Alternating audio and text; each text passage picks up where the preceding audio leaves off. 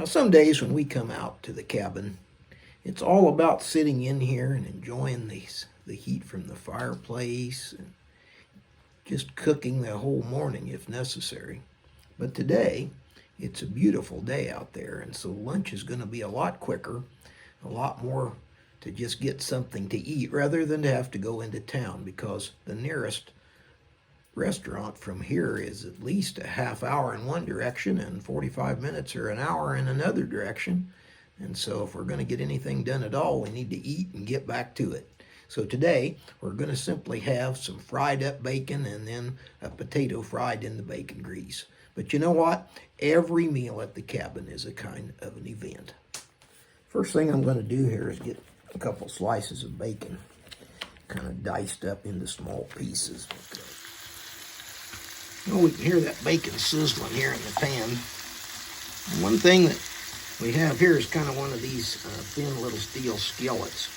And it works great on coals. Even the Boy Scout sets that have just a thin aluminum pan will work fine, especially if you use them over coals. Because if you have one of those little stoves, that has like a blowtorch right in the middle, it's going to burn your stuff. And it's mostly designed for just heating water for those quick camp meals. But if you want to actually cook something, the thing to do then is to have your fire burning for quite a long time, get some coals, drag them off to the side of your fire, and then what you can do is just cook real slow, and you can move those coals around and kind of get the heat all around on the bottom of your pan. Besides, another thing is it doesn't smoke it up so much. A lot of times, you put your pan in the fire, and the next thing you know, it's all coated with that black junk, and then it's real hard to get that soot off of there. So what I found here is that if you use coals, you don't really get very much soot at all. And all you have to do then is just keep things frying along, add a few fresh coals, and it seems to work really well. Let's check up on these taters and see how they're doing. Oh yeah, man, they're just frying right along. Probably need to turn them a little bit.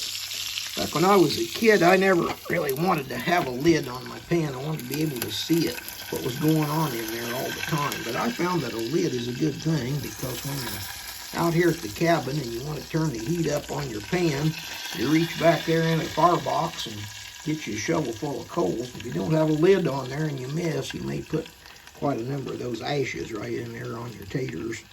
Add some, what my friend Ryan calls bush pepper, but I kind of tend to think that it's a little gritty on your teeth. So you want to be sure and keep those ashes out of your pan.